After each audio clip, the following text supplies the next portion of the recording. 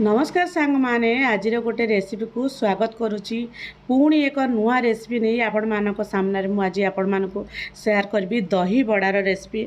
आपण माने समस्ते दही बड़ा खाई किंतु घर उपाय यही भाव में जदि गरमा एमती गरम जदि ठंडा ठंडा एमती दही बड़ा मिठा दही बड़ा ता सहित ग्रीन चटनी ता सहित टमाटो सॉस ता सहित पियाज ता सहित आमर सेउर कॉम्बिनेशन हो जाए ताहले बहुत बढ़िया लगे। पूरा मन पूरा खुशी हो भाव में माने ठंडा गरम गरम आमर जोड़ा कि दही बड़ा रेसिपी आपण मानक बहुत बढ़िया लगे।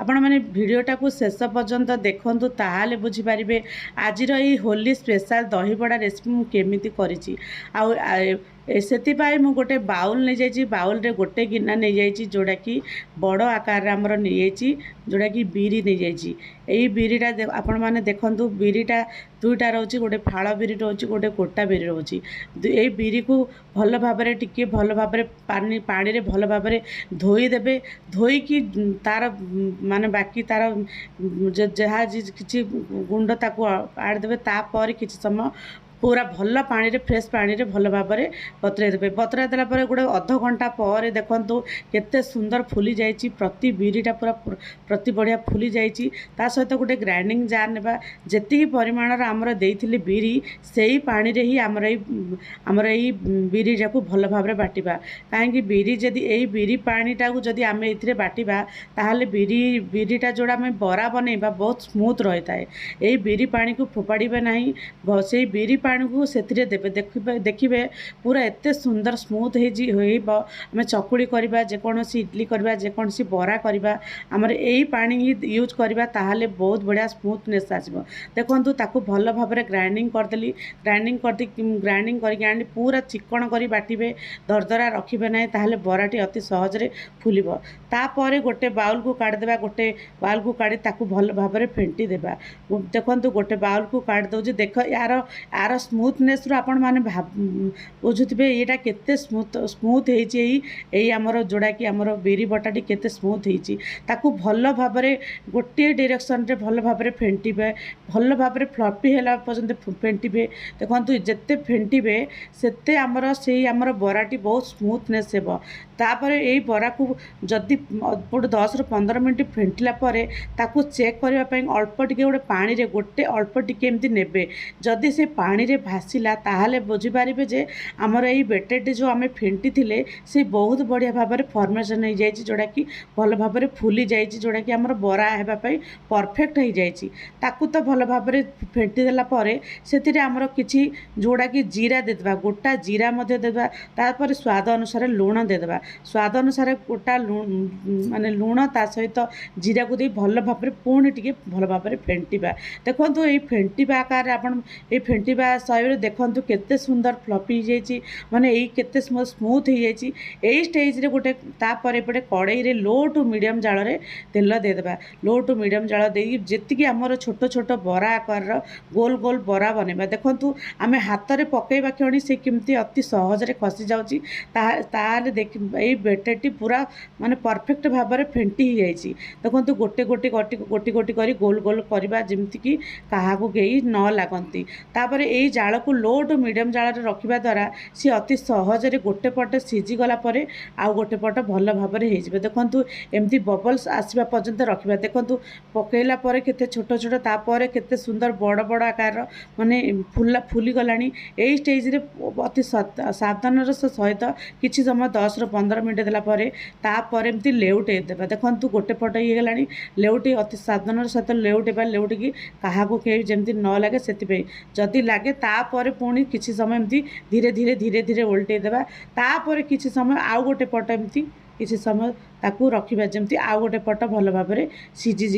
देखु बहुत बढ़िया माने एते सुंदर भाव में एत सुंदर भाव में फुली जाइए बरा गुड़िक ताकू पुणी किसी समय एमती 10 ରୁ 15 मिनट पुणी एमती लो टू मीडियम जाल से बबल्स आसवा पर्यंत रखा टोटाली माने आमर गैस को हाई करवा ना। देखु यही भाव में गोटे यही भाव में कलर आसीगला आपन भाविबे बराटी पूरा परफेक्ट भाव में भल भाव में छणा हो जाइए। आपको अधिक कड़ा कर छाणिया दरकार नहीं कारण ये आमर दही पड़ो से एतिकी ही रही ठीक रहिबो। ବାକି ରଖିଥିବା ପୁଣି ଆଉ ବାକି ରଖିଥିବା ଆମର ଯେଉଁଟାକି ଆମର ଆଉ ବେଟରକୁ ଗୋଟେ ଗୋଟେ ଗୋଟେ ଗୋଟେ ଗୋଟେ କରି କରି ଆମେ ଏମିତି ଭାବରେ ସବୁତକ ଛାଣିଦେବା। ଆମେ ଯେତିକି ପରିମାଣର ଆମର ଯେତିକି ପରିମାଣର ଆମର ନେବା ଯେଉଁଟାକି ଦହିବଡ଼ା ବନେଇବା ପାଇଁ ସେତିକି ପରିମାଣର ନେବା। ଆଉ ଯେତିକି ପରିମାଣର ରହୁଛି ସାଙ୍ଗମାନେ ଆପଣମାନେ ଗୋଟେ ଯେକୌଣସି ପଲିଥିନରେ ଆପଣମାନେ ଷ୍ଟୋରେଜ୍ କରିକି ମଧ୍ୟ ରଖିପାରିବେ। ବାକି ଦିନରେ ମଧ୍ୟ ଆପଣମାନେ ଦହି ସହିତ ଏମିତି ଭାବରେ ସର୍ଭ କରିପାରିବେ। ଦେଖନ୍ତୁ ଭଲ ଭାବରେ ଗୋଟେ ଗିନାରେ ପାଖାପାଖି ମୋର ପୁରା ପାଖାପାଖି ବହୁତ ଗୁଡ଼ିଏ ଆମର ବରା ବନିଗଲା। ଏଇଭଳି ଭାବରେ ଗୋଟି ଗୋଟି କରି ଲେଉଟେଇ ଦେବା, ଭଲ ଭାବରେ ଲେଉଟିବା ଯେମିତିକି ସେ ମାନେ କାହାକୁ କେହି ନ ଲାଗେ। ଦେଖନ୍ତୁ ମାନେ କାହାକୁ କେହି ଲାଗିଯାଉଛନ୍ତି ତାକୁ ଧୀରେ ଧୀରେ ଭାବରେ ମାନେ ଆମେ ଭଲ ଭାବରେ ତାକୁ ଲେଉଟେଇ ଦେବା। ଦେଖନ୍ତୁ ଭଲ ଭାବରେ ଲେଉଟେଇ ଦେଲା ପରେ ଦେଖନ୍ତୁ କେତେ ସୁନ୍ଦର ବରା ହେଇଯାଇଛି, କେତେ ସ୍ମୁଥ୍ ହେଇଯାଇଛି ବରା ଗୁଡ଼ିକ କେତେ ସ୍ମୁଥ୍ ଲାଗୁଛି। ଗୋଟେ ମୁଁ ଏମିତି ଗରମ ଅଛି ତାକୁ ଗୋଟେ ମାନେ ଭାଙ୍ଗିଲା ପରେ ଦେଖନ୍ତୁ କେତେ ସ୍ମୁଥ୍ ରହିଛି ବରା ଗୁଡ଼ିକ। ତା ସହିତ ଏଇଥିରେ ଅଳ୍ପ ଟିକେ ଗୋଟେ ଗରମ ପାଣି ନେଇଯିବା, ତା ସହିତ ଟିକେ ଲୁଣ ପକାଇଦେବା। ଗରମ ପାଣିରେ ଆମର ଏଇ ବରା ଗୁଡ଼ିକ ଛାଡ଼ିଦେବା। ଗରମ ପାଣିରେ ଏଇ ବରା ଗୁଡ଼ିକ ଛାଡ଼ିଦେବା ଦ୍ୱାରା ସେ ଭଲ ଭାବରେ ଫୁଲିଯିବ। ତା ସହିତ ଆମର ଯେଉଁ ଦହିବଡ଼ା ବନେଇବା ତାକୁ ସେଇଟା ମାନେ ବହୁତ ବଢ଼ିଆ ଟେଷ୍ଟି ଲାଗିବ। ଦେଖନ୍ତୁ ଯେତିକି ପରିମାଣର ମୋତେ ଦରକାର ସେତିକି ପରିମାଣର ମୁଁ ଦହି ମାନେ ପକାଇଦେଲି। ତାପରେ ଗୋଟେ 10ରୁ 15 ମିନିଟ୍ ପରେ ପୁଣି ପ୍ଲେଟ୍ କାଢ଼ି ଦେଖିବା କେତେ ସୁନ୍ଦର ପୁରା ଦହିବଡ଼ାଟି ଫୁଲି ଯାଇଛି ପାଣି ସହିତ। ଏଇଭଳି ଭାବରେ ପାଣି ସହିତ ଭଲ ଭାବରେ ଫୁଲି ଯାଇଛି। ତାକୁ ହାତରେ ଏମିତି ଟିକେ ଗରମ ଥିବ, ଥଣ୍ଡା ହେଇଗଲା ପରେ ହାତରେ ଏମିତି ଟିକେ ଚିପୁଡ଼ି ଦେବା। ହାତରେ ଚିପୁଡ଼ି ଦେଇକି ଗୋଟେ ପ୍ଲେଟ୍ରେ କାଢ଼ିଦେବା। ଆମକୁ ଯେତିକି ପରିମାଣର ଆମକୁ ଦରକାର ଆମର ଯେଉଁଟାକି ଦହିବଡ଼ା ବନେଇବା ପାଇଁ ସେତିକି ପରିମାଣରେ ନେବା। ମୁଁ ପାଖାପାଖି ପାଞ୍ଚଟି ଖଣ୍ଡେ ନେଇଯାଇଛି। ସେତିକି ସେଇ 5ଟି ଗୋଟେ ପ୍ଲେଟ୍ରେ ଯେତିକି ଆମେ ପ୍ଲେଟ୍ରେ ଯେମିତି ଖାଉଛନ୍ତି, ଆମେ ମାର୍କେଟରେ ଯେମିତି ପ୍ଲେଟ୍ରେ ଏମିତି ଦହିବଡ଼ା ଖାଉଛନ୍ତି ସେଇଭଳି ଭାବରେ ମୁଁ ଆପଣମାନଙ୍କୁ ସଜେଇ ଦେଲି।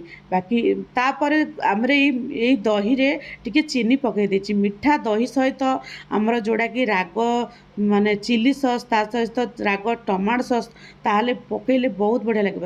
ତା ସହିତ ଭଲ ଭାବରେ ଆମର ଦେଇଦେଲି ମିଠା ଦହିକୁ ଦେଇଦେଲି। ତାପରେ ଆମେ ତା ଉପରେ ଆଉ ଟିକେ ଆମେ ଦେଇଦେବା ଯେଉଁଟାକି ଗ୍ରୀନ୍ ଚିଲି। ଆପଣମାନେ ଚାହିଁଲେ ଗ୍ରୀନ୍ ଚିଲି ଦେଇପାରିବେ, ଆପଣମାନେ ଚାହିଁଲେ ମଧ୍ୟ ଧନିଆ ପୋଦିନାର ମଧ୍ୟ ଚଟଣି କରିକି ମଧ୍ୟ ଦେଇପାରିବେ। ତା ସହିତ ଟମାଟୋ ସସ୍ ମଧ୍ୟ ଟିକେ ସେଥିରେ ଆଡ଼୍ କରିଦେବେ। ଆପଣମାନେ ଯଦି ଟମାଟୋ ସସ୍ ଖାଇବାକୁ ପସନ୍ଦ ନାହିଁ ତାହେଲେ ଆପଣମାନେ ଆମର ଯେଉଁଟାକି ମାନେ ତେନ୍ତୁଳିର ଟିକେ ଚଟଣି ମଧ୍ୟ ଦେଇପାରିବେ। ତାପରେ ଏଇଥିରେ ଟିକେ ସେଉ ମଧ୍ୟ ସଜେଇଦେବା। ଆମେ ଯେମିତି ପାରିବା ସେମିତି ମଧ୍ୟ ସଜେଇ ପାରିବା। ତା ସହିତ ଟିକେ ଆମର ଯେଉଁଟାକି ଆମର କିଛି ଯେଉଁଟାକି ଯେଉଁଟାକି ଡାଳିମ୍ବ ଟିକେ ସଜେଇଦେବା। ଦେଖନ୍ତୁ ଏତେ ସୁନ୍ଦର ଲାଗୁଛି, ଏତେ ବଢ଼ିଆ ଟେଷ୍ଟି ହେଇଛି, ଆପଣମାନେ ବିଶ୍ୱାସ କରିପାରିବେ ନାହିଁ। ମୋ ଷ୍ଟାଇଲ୍ରେ ଏଇଭଳି ଭାବରେ ଆଜିର ଏଇ ଦହିବଡ଼ା ରେସିପି ନିଶ୍ଚିତ ଭାବରେ ଟ୍ରାଏ କରନ୍ତୁ। ଆଉ କେମିତି ଲାଗିଲା ଆପଣମାନଙ୍କର ଅନୁଭୂତି ସେୟାର କରନ୍ତୁ। ଏଇ ଗରମରେ